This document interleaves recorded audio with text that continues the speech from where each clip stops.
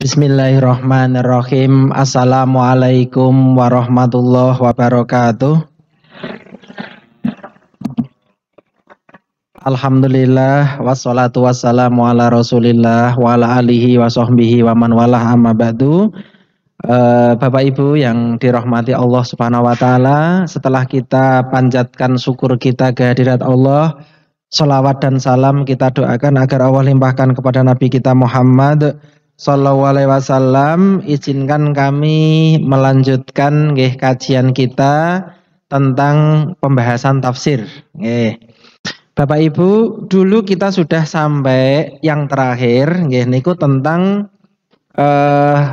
pripun carane mahami Al-Qur'an. Ngoten nggih, nafsiri Al-Qur'an niku yang pertama dulu sekali kita sampaikan enten tafsir namine riwayat, enten nafsir namine diroyat. Jadi riwayat, diroyat. Riwayat niku ngendikane Pak Kiai A, Pak Kiai B, ngoten niku riwayat. Nggih, kata sahabat A, sahabat B niku riwayat. Nek diroyat niku oh iki ketoke ngene, ketoke ngene, ngoten niku diroyat. Jadi antara nggih ngendikane para sahabat, ngendikane Nabi digabungkan dengan pikiran kita sendiri niku dimixkan, digabung, sing apik diambil, ngoten. Dan ini Bapak Ibu semua ilmu ngoten niku. Jadi tidak ada ilmu yang berdiri sendiri kecuali ilmu niku memakai ilmu yang lama jadikan pondasi, ngoten. Ilmu pembangunan, ngoten nggih. Mesti ilmu lama dipakai, dikembangkan, ditambahi. Jadi ilmu lama dipakai, ilmu yang. Terus cara yang kedua, niki sudah kita bahas riyen. Cara yang kedua, memahami ayat dengan ayat. Gitu. Misalnya, ya Allah bimbinglah kami ke jalan yang lurus. Jalan orang yang engkau beri nikmat. Itu jalan siapa? Dulu sudah kita bahas. Jadi memahami ayat dengan ayat. Terus yang terakhir Bapak Ibu menika memahami ayat dengan hadis. Juga sudah kita bahas, kita ingat kembali contoh-contoh pentingnya kita memahami Al-Qur'an dengan hadis. Contohnya mawon singkat-singkat Bapak Ibu. Misalkan teng Al-Qur'an menika enten ayat aqimus shalah, dirikanlah salat. Niku terkesan kabeh wong Islam kudu salat. Padahal enten wong Islam sing tidak boleh sholat. Mohon maaf diantaranya ibu-ibu yang lagi datang bulan. Teng Al-Qur'an mboten enten Bapak Ibu. Dirikanlah sholat kecuali ibu-ibu sing datang bulan. Itu enggak ada. Nah, larangan sholat bagi yang datang bulan itu ada di dalam hadis. Yang ngoten niku nggih, niku contoh simpelnya. Terus zakat bagi yang mampu, Bapak Ibu. Teng Al-Qur'an namung wa aqimus shalah wa atuz zakah, tunaikanlah zakat. Itu kesannya kabeh wong Islam kudu bayar zakat. Nek ora zakat dosa. Mengke enten keterangan hadis, oh zakat niku hanya untuk orang-orang yang mampu saja. Ngaten benten kali haji. Nek haji mun dicethake sisan manis tato'a ilaihi sabila.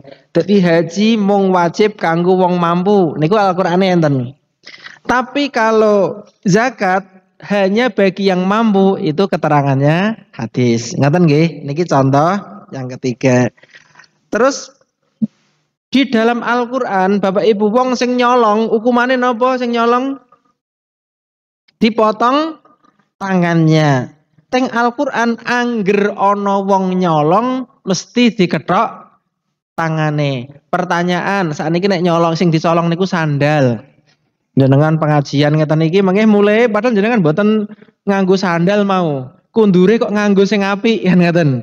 Jarene ambillah yang baik-baik, tinggalkanlah yang jelek-jelek kan ngeten. Jenengan nyolong sandal. Napa jenengan nggih dikethok? Mboten, karena apa? Namung sandal. Nek mung nyolong sandal niku mboten dikethok. Ngeten niku tahu dari mana? Tahu dari hadis. Ngoten nggih. Jadi tidak semua wong jipuk niku dikethok tangane. Atau ketika jipuk niku kepepet, terpaksa nyolong. Nek ora nyolong ora iso mangan, anake lapar. Ngoten niku nek kepepete ngambil itu juga tidak dipotong tangan. Dari mana? Kita taunya dari hadis. Ngoten nggih. Terus meleh Bapak Ibu, misalkan panjenengan ngedum warisan. Nggih, Bapak Ibu meninggal dunia, ada warisan yang dibagi. Misalkan teng mriku enten anak ahli warisnya lho nggih. Enten anak, terus ada ahli waris lain selain anak. Menurut jenengan sing kudu didum pertama niku sinten? Anak. Mengapa anak? Ahli waris langsung. Nah, Bapak Ibu, dalam ilmu fikih ngedum warisan niku anak niku terakhir. Anak niku terakhir. Napa meneh anake anak lanang. Nggih malah terakhir. Karena apa? Anak lanang niku nek teng fikih jenenge asobah. Asobah niku etuk paling akhir jatahe mesti akeh dhewe. Niku mesti. Jadi paling akhir niku belum tentu itu sithik lho nggih. Nek warisan dia dapat paling akhir niku jenenge asobah, niku jatahe mesti luweh oke, kok saged. Nah, kapan-kapan kita bahas. Misalnya ngeten. Enten ahli enten warisan. Allah niku ngedum warisan niku angkane mun pasti, gitu. Enten setengah, enten seperapat, kan ngeten. Enten seper 6, enten napa nggih seper 2/3 kan enten nggih. Enten sing 1/8 niku pun mesti. Lah, napa? Harus sama pripun? Oh ngeten. Nggih. Nggih. Nah, ngeten nggih Bapak Ibu, anak-anak niku terakhir leh ngedum karena mesti jatahe mesti paling akeh dhewe. Anak niku mesti akeh dhewe. Terlebih di situ ada anak laki-laki yang namanya mengke asobah kan ngeten. Nah, misalnya anaknya wis didum sik nggih, misalnya siapa dapat itu paling setelon, 1/6, 1/8 niku kan sithik, gitu. Sithik niku, wong tidak sampai setengah. Lah mengke sisane itu Bapak Ibu nek sisa niku didum antar anak-anak. Misalnya anake sing loro wedok, sing siji lanang, ya monggo dibagi telu, nggih dibagi papat, nggih, dibagi papat. Sing wedok siji entuk sak jatah, sing wedok yang kedua dapat sak jatah, sing lanang entuk rong jatah. Ngoten mawon lah ngitung gampang. Mila wong Jawa ngarani sak gendong sak pikulan. Wong wedok iki jatahe siji gendong gitu. Wong lanang niku jatahe mikul. Niku asline warisan ngoten niku. Nah kadang ilmu niki kalah kalih budaya Jawa. Nek Jawa niku biasane lanang karo wedok didum padha. Jawa nek budaya kita ngoten, tapi nek warisan lanang kalih wedok niku benten. Karena ini ditanyakan Bapak Ibu, kadang jenengan bertanda tanya. Lah yo adile iki yo padha. Mosok lanang karo wedok dibedak-bedake. Bapak Ibu asline iki ngeten. Asline lho nggih. Teng agama Islam, wong lanang kalih wong wedok niku abot endi? Abot wong lanang. Sopo sing kudu wajib golek duit? Wong lanang. Sopo sing wajib gaweke omah? Wong lanang. Sopo sing wajib makani keluarga? Wong lanang. Sopo sing wajib bayar kredit omah karo motor? Wong lanang. Sopo sing wajib bayar SPP? Wong lanang. Remuk mboten? Remuk to?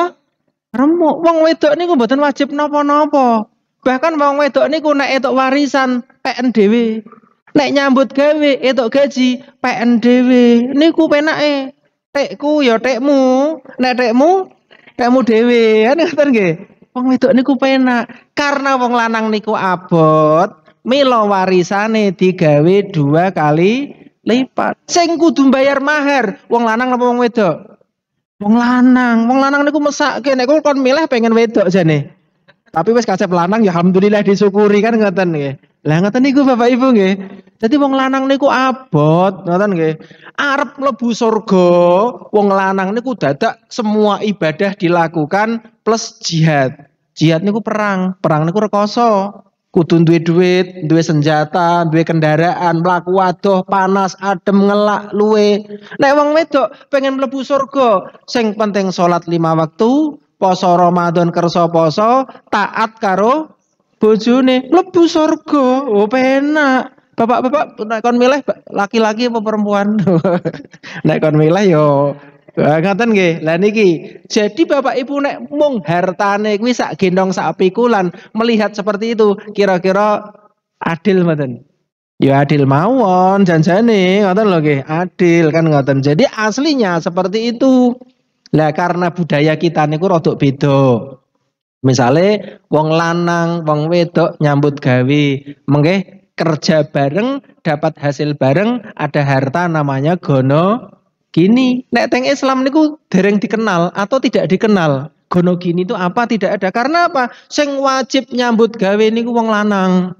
Wong wedok ora wajib nyambut gawe. Bahkan Bapak Ibu nek kula bablaske lho nggih niki nek kula bablaske. Janjane ibu-ibu niku ora wajib masak lho. Asline kan sandang pangan papan. Sandang yo sak dadine jenengan nganggo wis dadi. Pangan yo wis sak dadine kudune. Dadi teng fikih Bapak Ibu, masak niku mboten kewajiban istri, tapi kewajiban suami, betul. Tapi niki rahasia loh nggih. Hah? Enggak apa, Bu? Dalem wangi. Oh, ngaten mboten kualik jane. Mboten kualik. Jadi jenengan membantu bapak-bapak. Ngoten lho nggih. Mboten kualik, membantu. Mesake bapak wis nyambut gawe esuk teko sore, ketekuk-tekuk awan dadi bengi-bengi dadi awan, sirah dadi sikil, sikil dadi sirah. Jenengan bantu ngoten bahasane. Ora ya ora apa-apa. Wong saiki akeh warung kan ngoten. Kayak warung tinggal beli. Tapi nek misalkan mau membantu dari keikhlasan hati, nggak apa-apa. Wong wedok asline ora kudu nyambut gawe. Nek bantu nyambut gawe boleh tidak? Boleh lah ngoten niku bahasane. Milo bapak-bapak, kalau istri kita masak kok ternyata kurang enak, ampun diwodo. Wong niku dudu tugasnya istri. Kan kadang enten suami, istrine masak. Masak sop, kasinen.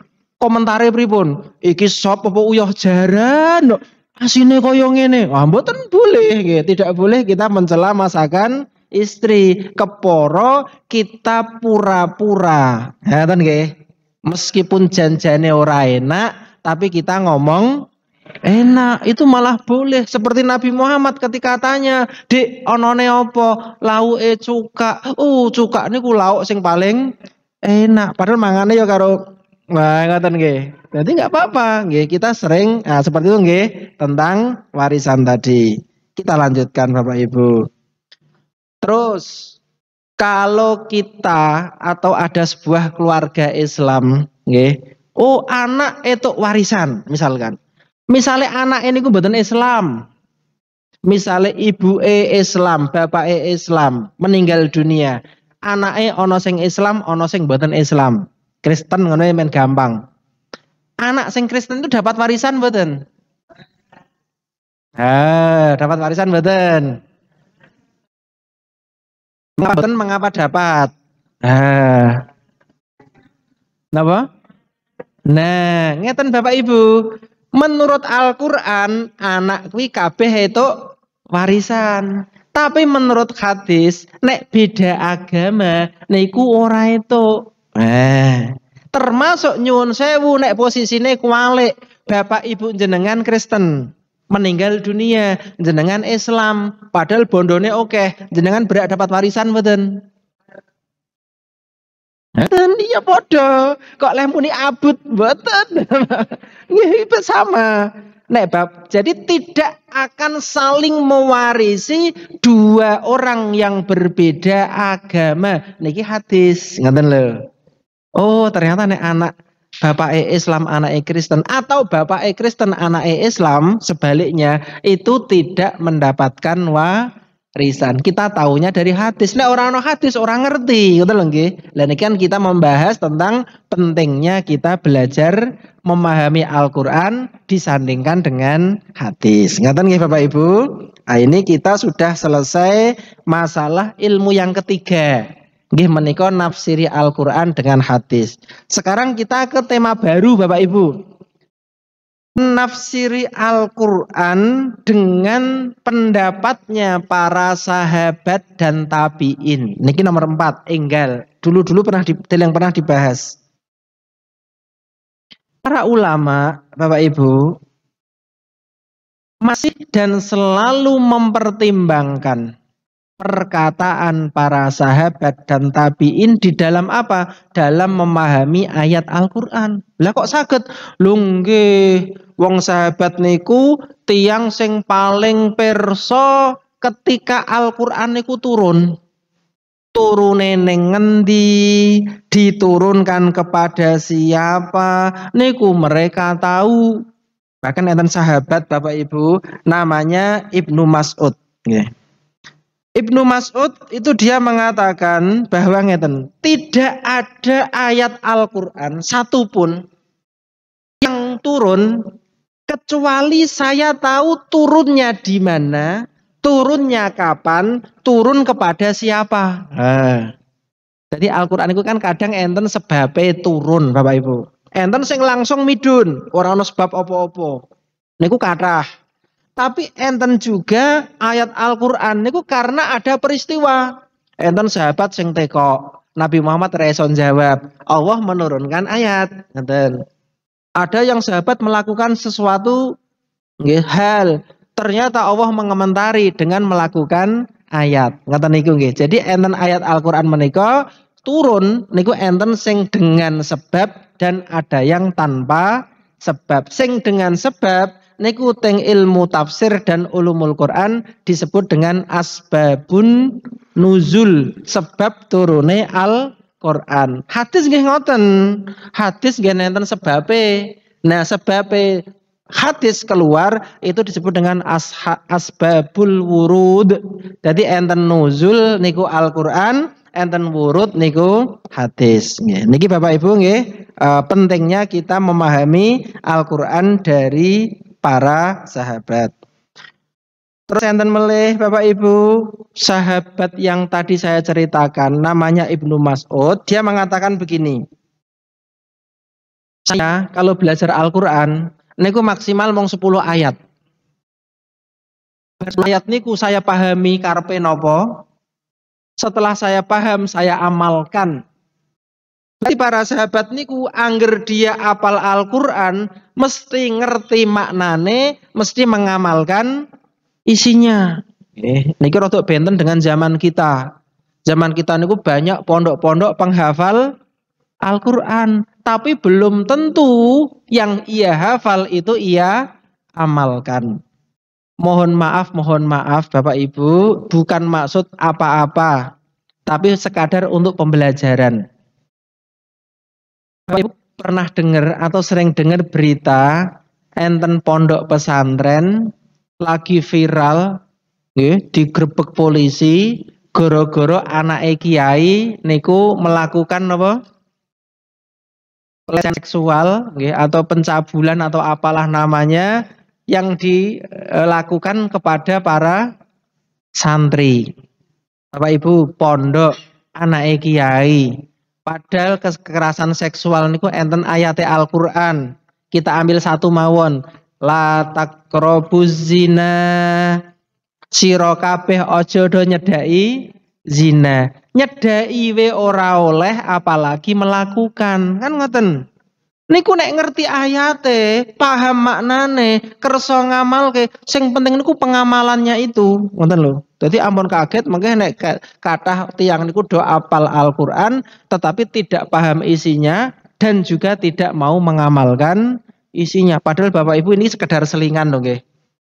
Sing jenenge zina, mohon maaf, itu teng agama Islam niku celah-celah untuk menuju ke sana niku semuanya ditutup.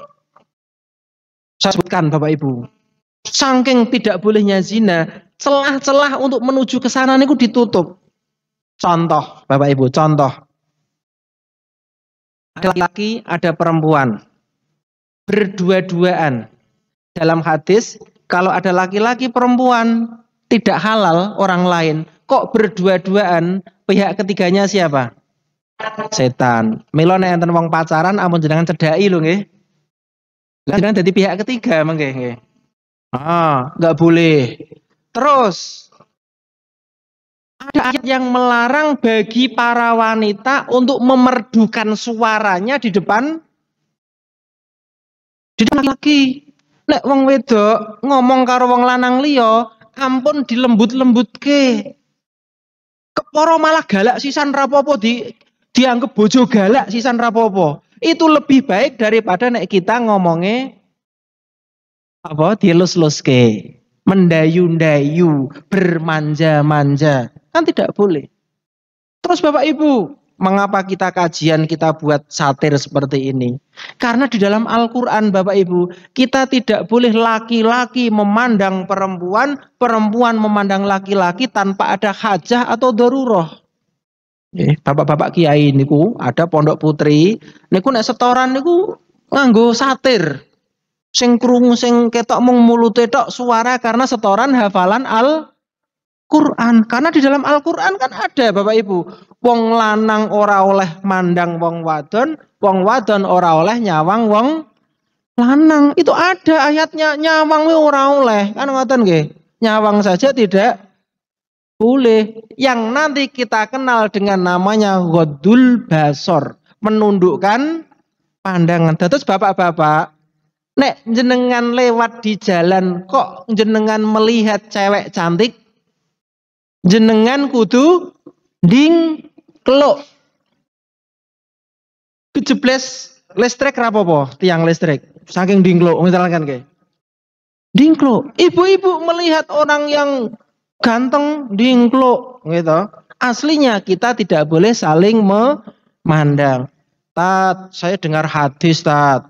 Katanya kalau pandangan pertama itu bonus. Tapi nek pandangan kedua baru dosa. Kok jenengan ngomong langsung tidak ada bonusnya? Nah, Bapak Ibu kan ada. Fa innalaka al-ula walaisa laka al-akhirah. Enten sahabat niku tanya Nabi, "Wahai Nabi, kula niku ora sengaja ndelok wong ayu, pripun?" "Ora apa-apa nek pandangan pertama. Tapi nek sing pandangan kedua wis bukan milikmu, bukan bonus, sudah enggak boleh." Nek bapak-bapak saniki kan cerdas. Tat nek saya mandang pertama tapi suwe pripun? Ya padha wae nggih. Mandang pertama tapi suwe ora kena. Yang dimaksud pandangan pertama adalah pandangan yang tidak disengaja. Ngoten lho nggih. Dadi nek sengaja sedelok wae ora oleh, ngoten lho nggih. Nek sing sengaja niku bonus. Jadi sampai seperti itu diatur. Bapak Ibu dalam sholat misalkan. Wong lanang paling apik sofe sing di mana posisinya? Paling depan. Ibu-ibu paling baik di mana? Paling belakang. Biar apa? Biar adoh jarake. Sampai sholat seperti itu. Bahkan Nabi Muhammad itu ketika sholat tidak langsung bubar.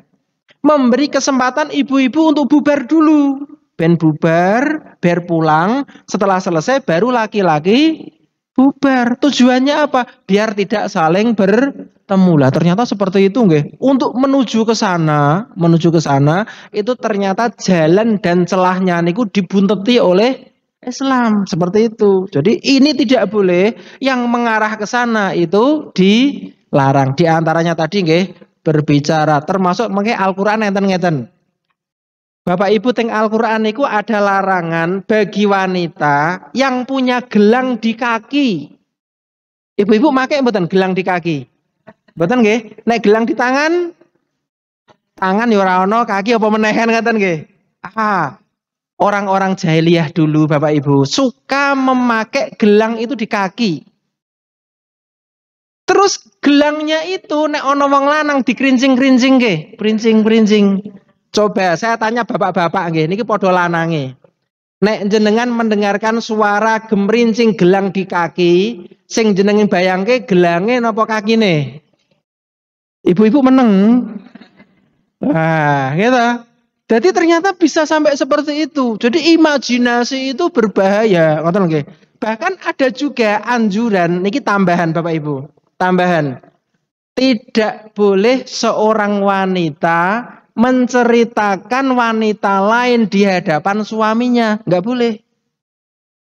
Pak, aku mau ketemu Bu iki, cerita ngene-ngene. Enggak boleh. Engko sing dibayangke suaminya adalah wanita yang diceritakan niku. Nah, sampai seperti itu, ngoten nggih. Jadi sampai hal-hal seperti itu dibunteti. Nggih. Baik Bapak Ibu kita lanjutkan nggih. Goro-goro pondok pesantren ceritanya yang dindi nggih. Ya, mohon maaf.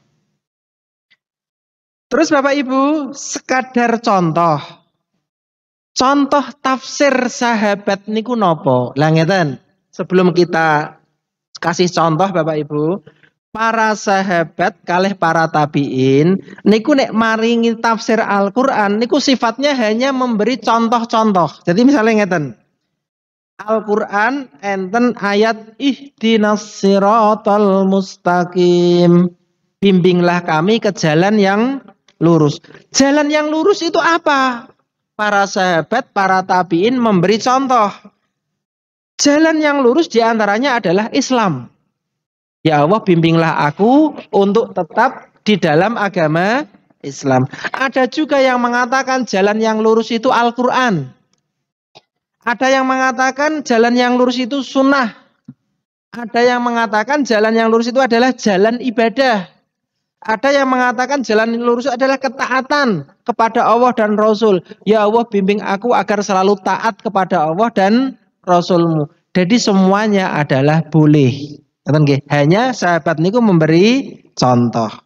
Dan yang terakhir Bapak Ibu untuk tafsir sahabat ini adalah sahabat dan tabiin menika enten sing nafsirkan satu ayat.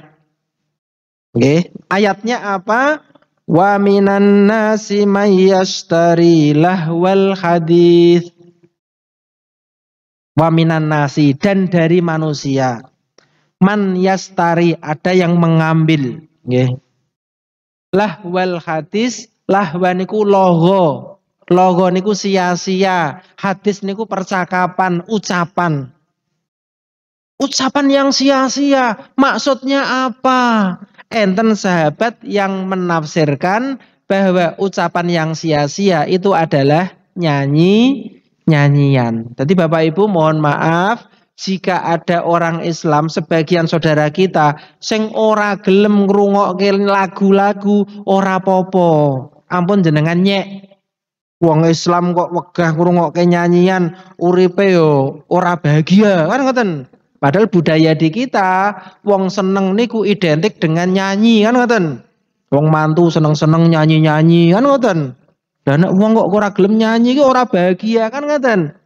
Jadi ada yang mengartikan bahwa lahwal hadis artinya adalah musik dan lagu-lagu nyanyian. Makanya ada orang Islam sing emoh ngrungokke lagu, ana wong Islam sing emoh ngrungokke musik dan nyanyian. Padahal yang namanya lagu itu merupakan budaya kehidupan masyarakat yang ada di tempat kita. Jadi wong niku yo semakin pinter nyanyi yo semakin gitu nggih bapak-bapak. Biasanya kalau pejabat misalkan mutasi, perpisahan, niku biasanya budaya kita adalah nyanyi meskipun lagunya. Lah niki Bapak Ibu, nek di dalam kita niku Islamnya Islam moderat. Moderat niku keras banget ya ora, gampang nggih banget nggih. Mboten. Pak Laili nek diikadi piye? Nyanyi-nyanyian. Bapak Ibu, nyanyi dan musik kalau di kami itu sing haram bukan lagunya, sing haram bukan musiknya, tetapi adalah kontennya dan cara pembawaannya. Niku jalan tengahnya. Jadi kita punya lagu isinya bagus, misalkan bersolawat, qasidah, ngoten nggih, nasyid, ngejak yang semangat, minimal lagu-lagu yang sosial. Indonesia tanah airku, ora ana dosane, ora apa-apa. Tapi nek sing saru-saru contone napa? Sing saru-saru contone napa? Judule napa? Contone sing piye? Sun sing suwe, pamer bojo, sun sing suwe Mas. Ngono kan marake saru ngoten nggih. Napa meneh cara pembawaannya aurate ketok karo joget-joget. Nah itu kan nggak boleh. Kontennya dan cara pembawaannya. Isine saru. Misalkan lho nggih, isine saru kan banyak nyon maaf isi-isi lagu niku sing tidak sesuai dengan nilai-nilai agama Islam. Jadi selama lagu itu kontennya bagus, syukur isinya ngejak ibadah, isinya bagus, minimal tema-tema sosial yang tidak ada pornografi dan porno aksinya, oke. Tapi kalau itu bertentangan dengan nilai-nilai Islam, nah kita menolak nggih, karena yang dihitung Allah bukan hanya sholat kita.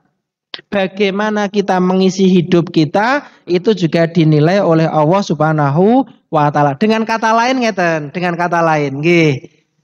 Kita mendengarkan itu bisa berpahala, mendengarkan bisa juga dosa. Ngoten Bapak Ibu. Kita mendengarkan pengajian, pahala, gitu. Mendengarkan murotal, pahala. Mendengarkan ngaji, pahala. Tapi kalau kita mendengarkan yang maksiat juga dosa. Sama melihat.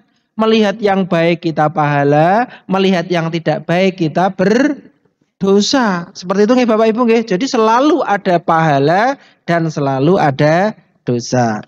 Jam 8.58. Nah, nggih. Berarti jam 09.00 kirang 2 menit. Ini materinya kalau ditambah kok tanggung, waktunya kurang, kok gedawan. Kalau kita cukupkan berarti bisa kita isi mungkin dengan pertanyaan, kan nggih, atau masukan atau koreksi atau yang lain karena waktu kita tinggal 1 atau 2 menit. Monggo Bapak Ibu, yang keempat barangkali ada pertanyaan, kalau ada, nek enggak ada juga enggak apa-apa. Monggo, nggih, Bapak sebutkan nama dan nggih. Waalaikumsalam warahmatullahi wabarakatuh. Nggih. Tadi disebutkan tentang warisan.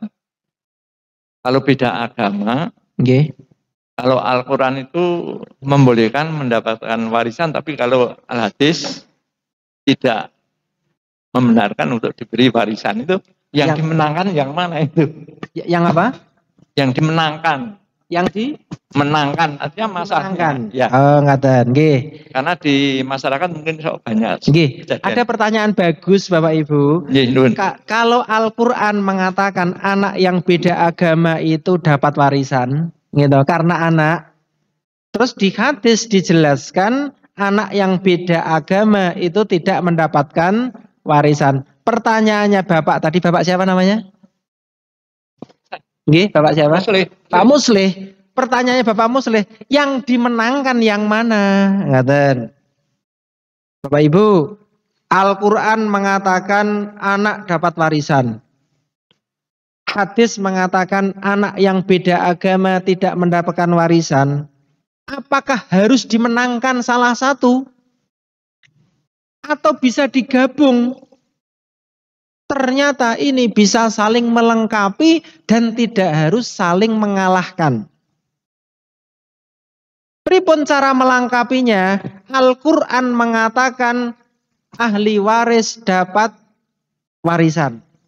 Anak termasuk ahli waris. Ini adalah kalimat umum. Kecuali anak yang beda agama, ini adalah keterangan khusus dari yang umum tadi. Seperti kewajiban sholat bagi ibu-ibu yang datang bulan. Apa perlu dipertentangkan? Apa perlu dimenangkan? Semua orang Islam harus sholat. Aqimus sholah. Ini umum.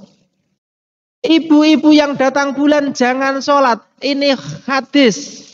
Apakah ibu-ibu harus dipertentangkan antara sholat dan tidak? Ya tidak perlu dipertentangkan. Semuanya sudah tahu kalau ibu-ibu datang bulan tidak boleh sholat. Ini kesepakatan ulama. Semua ormas mengatakan seperti itu. Semua madhab mengatakan seperti itu. Kalau begitu berarti tidak perlu dipertentangkan. Bener Qur'ane ono bener hadisnya. Berarti semuanya benar, bisa disinkronkan. Yang Al-Quran itu adalah bahasa umum, yang hadis adalah keterangan khusus. Mungkin begitu Bapak. Jadi tidak perlu dipertentangkan menang di. Karena memang Al-Quran dan hadis itu tidak bertentangan karena sama-sama dari Allah Subhanahu wa taala. Nah, ketika begini, pertentangan itu begini. Al-Qur'an mengatakan anak dapat warisan.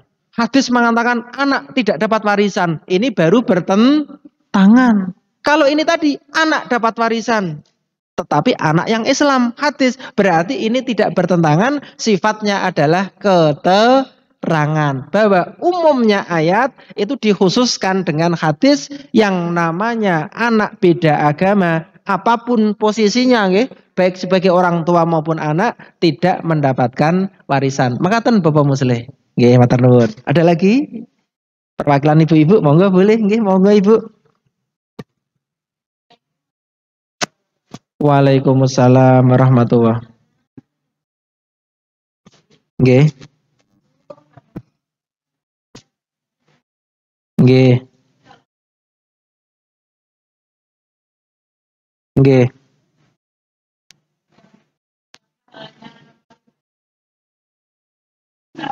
Oh ngaten, nggih. Oh ngaten. Nggih, pertanyaan bagus.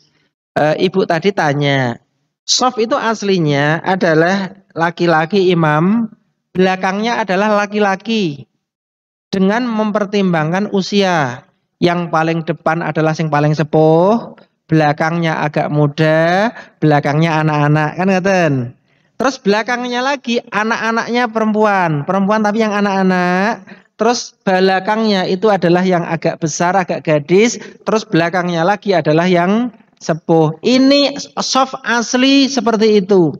Tetapi ada juga masjid yang meletakkan perempuan itu di belakangan begitu. Lah kita kan nggak bisa menyalahkan. Barangkali kondisi masjidnya harus perempuan diletakkan di samping. Lah kalau seperti itu bagaimana? Nggih mun nek ngoten berarti paling belakang dari soft perempuan, soft samping. Jadi misalkan perempuan itu soft sini, ya nanti sama. Yang paling depan itu perempuan, anak, tengahnya yang dewasa, belakang yang remaja, terus belakangnya yang dewasa. Karena memang kondisinya seperti itu, Ibu.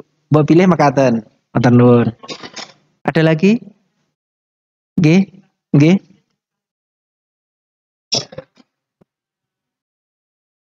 Nggih, nggih.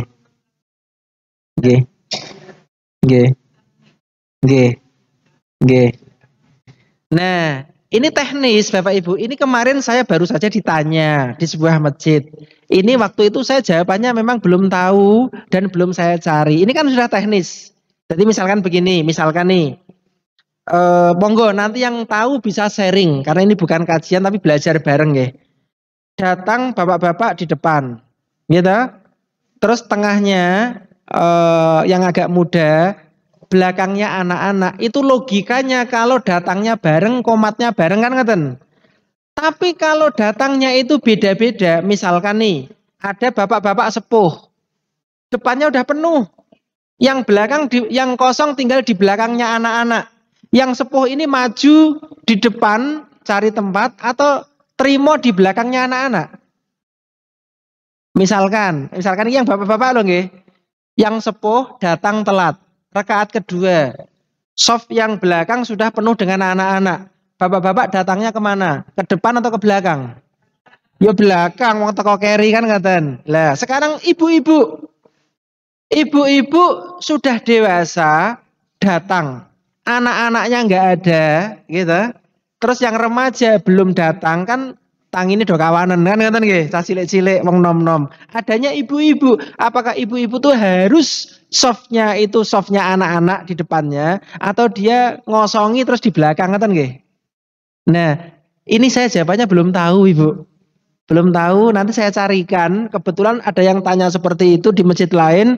Waktu saya untuk mencarikan setelah kajian ini. Jadi mohon maaf saya untuk waktu kan harus membaca. Oke, padahal bukan maksud apa-apa nih Bapak Ibu. Ini saya sudah di jadwal yang ketiga. Jadi saya rumahnya Colomadu, subuh ada jadwal, terus jam 6 saya harus ke Mbaki, Sukoharjo di Purbayan ada jadwal. Habis itu di sini Bapak Ibu, di sini baru saya agak longgar mau saya carikan. Jadi nyarikannya itu jadwalnya setelah dari Karanganyar ini nanti jadwalnya maghrib. Nah harapannya cukup. Itu pun kalau tidak diprotes anak-anak, Anak-anak itu kadang protes. Bi di rumah ki mbok yo main sama anak-anak, nggak baca buku terus katanya nggih. Saya tuh sering diprotes anak-anak. Bahkan anak saya pernah ada yang lucu begini. Bi, mbok Abi ki resign saja dari ustadz, ngoten. Kita ditinggali terus, nggak pernah di rumah. Jadi jadi ustadz itu suruh resign katanya, biar di rumah bersama anak-anak. Insya Allah nanti kita carikan, nanti kita sampaikan di kesempatan yang lain Bu, nggih, tentang teknis mengisi soft bagi perempuan. Ngoten nggih. Terima kasih. Ada lagi yang pompon? Ada lagi monggo nggih. Masalah lain nggih. Salam nggih. Nggih, assalam nggih. Nggih. Ketika bertemu dengan muslim nggih. Nggih. Nggih.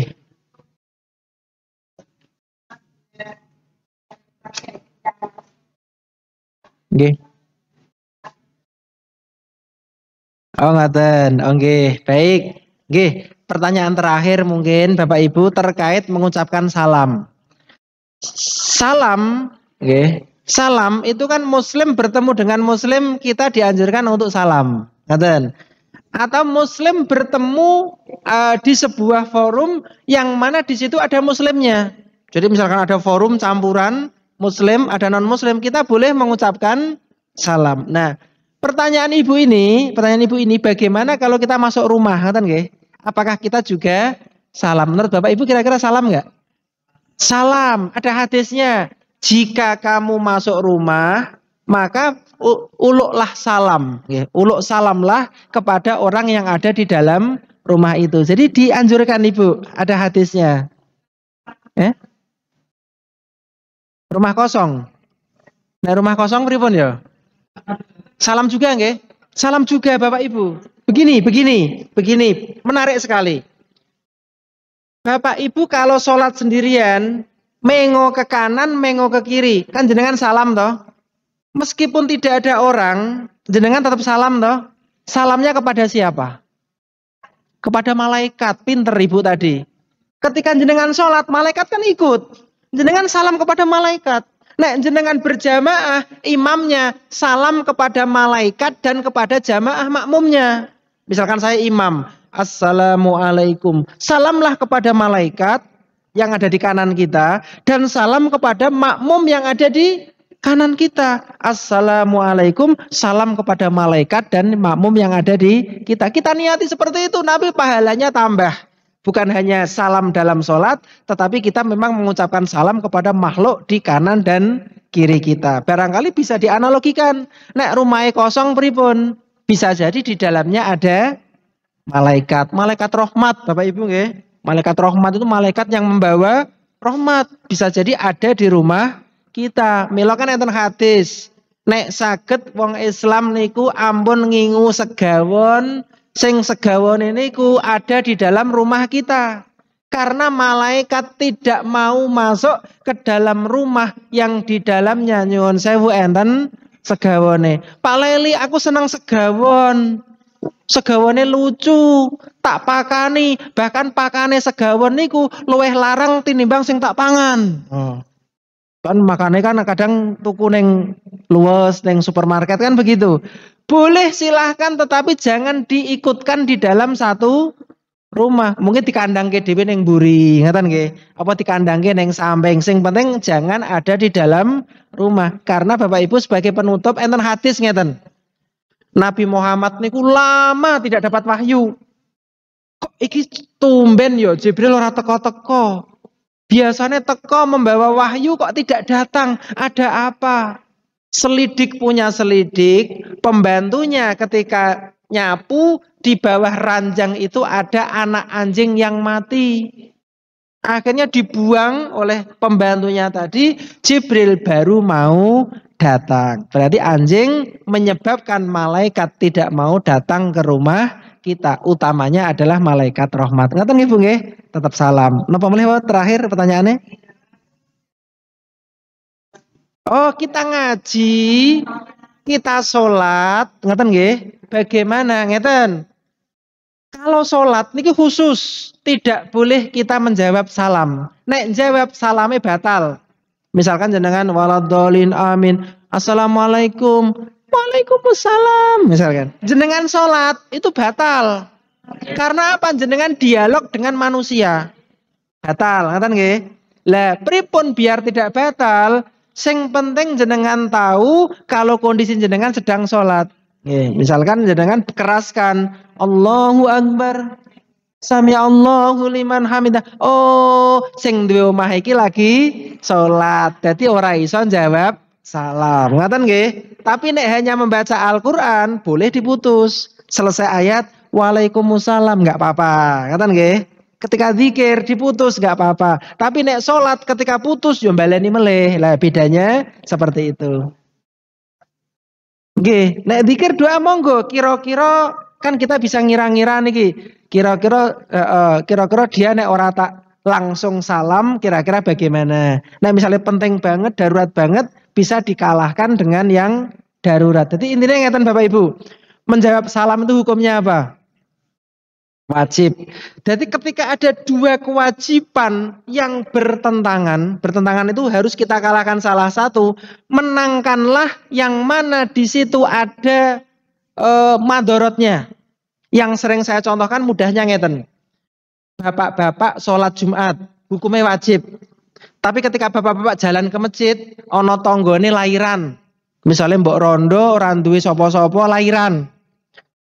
Nulung mbok rondo wajib. Nah ora ditulung mati misalkan. Jenengan sholat Jumat yo wajib. Jenengan milih nulung mbok rondo apa milih Jumatan? Apa? Loh, mbok rondo ketika hamil suaminya meninggal loh Bu. Jadi misalnya ngeten, oh ibu-ibu jenengan wis ngeten loh, ngeten maksudku loh. Ada orang hamil 6 bulan, suaminya meninggal. Niki rondo mboten? Lah iya ngoten niki maksudku loh. Jenengan pikirannya kotor yen apa nggih? Dadi mbok terlalu jauh. Jadi ngeten, dia hamil 6 bulan, suaminya meninggal. Dia rondo mboten? Rondo. Lah ketika hamil terus lahiran kan ora ono sing nulung. Anake adoh, bojone ra ono. Nek ora ditulung mungkin pecah ketuban atau napa nggih mesake harus bawa ke rumah sakit menolong nyawa. Hukumnya wajib. Jenengan Jumatan ya hukumnya wajib. Ada dua kewajiban yang berbenturan. Mana yang jenengan dahulukan? Napa kok nulung rondo? Ayo, kenapa kok nulung rondo jenengan? Bapaknya ini milih nulung rondo. Alasannya napa, Pak? Ngeten mesake nggih. Ngeten lho, Bapak Ibu. Ngeten konsep. Ini nggih konsep. Jenengan salat niku jalbul manafik, golek kemanfaatan. Jenengan nulung mbok rondo niku daf'il mafsadah, menolak kemafsadatan. Sakit, mati itu mafsadah. Hal negatif. Tapi nek jenengan sholat Jumat, niku golek ganjaran. Niku hal yang positif. Antara mencari yang positif dan menolak yang negatif ketika harus berbenturan, dimenangkan yang mana? Menolak yang negatif. Jadi nek ora ditulung negatif nanti meninggal dunia. Misalkan nggih, anake loro, anake meninggal, ibuke meninggal, itu lebih didahulukan. Lah kira-kira jawab salam niku hukumnya wajib nggih to? Kira-kira nek jenengan telat leh jawab, kira-kira dia nesu pura atau seperti itu nggih. Ketika tidak ada apa-apa, ya enggak apa-apa. Jenengan lanjut dulu kira-kira zikire baru menjawab salam. Tetapi secara konsep umum, zikir niku diputus enggak apa-apa. Nanti bisa dilanjutkan dengan zikir yang lain. Ngaten nggih, Bu nggih? Ngaten nggih, Mbah nggih? Dadi mbok rondone meninggalnya wis meteng ngono lho nggih. Jadi sudah 6 bulan. Makaten ada lagi nama pun? Ada. Oke, monggo. Mbok rondo apa beda? Oh, beda. Oke, beda, monggo. Nggih.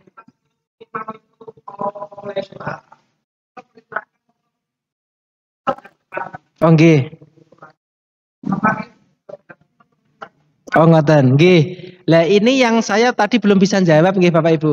Ketika imamnya mengatakan isilah soft yang depan terlebih dahulu, apakah ini laki-laki saja atau juga perempuan? Lah nek misalkan ini juga perempuan berarti ibu-ibu pun harus mengisi soft yang depan, meskipun itu jatahnya anak-anak, karena anak-anak belum ada. Lah ini belum tahu, insya Allah nanti kita carikan nggih.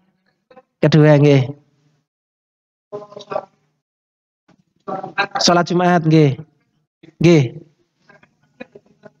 Nggih, mbok rondo toh berarti? Oh iya, berarti mbok rondo nggih. Pripun?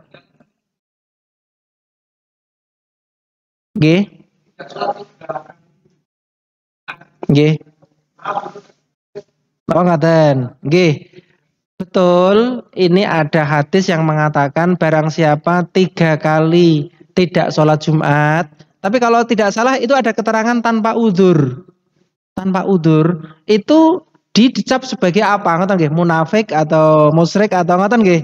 Memang ada, tapi redaksinya pasnya saya lupa. Tetapi memang kalau memang tidak ada udzur bagi laki-laki, nggih, khususnya dan terutama ini untuk tidak meninggalkan sholat Jumat berturut-turut. Tapi tidak mungkin toh nulung mbok rondo kok 3 kali berturut-turut nggih. Yo pisan tok niku. Mungkin yang lain ditulung tetangganya atau ditulung yang lain. Mekaten nggih. Oke. Saya kira cukup nggih Bapak Ibu nggih.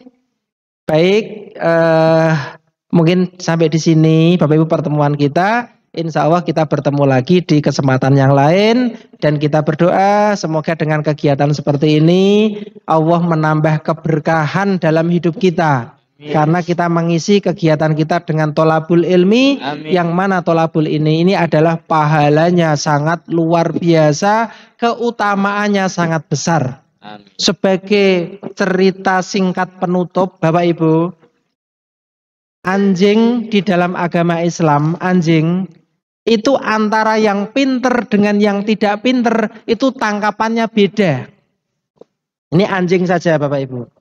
Anjing sing pinter nek dicolke bismillah nangkap kelinci, kelincine digawa ke majikannya, disembelih atau mungkin kondisi mati, halal. Tapi kalau kanjingnya ini tidak pinter, disuruh kon nangkap kelinci, ditangkap malah dipangan dhewe, sisane dikeke majikane, haram. Gara-gara apa? Gara-gara ilmu.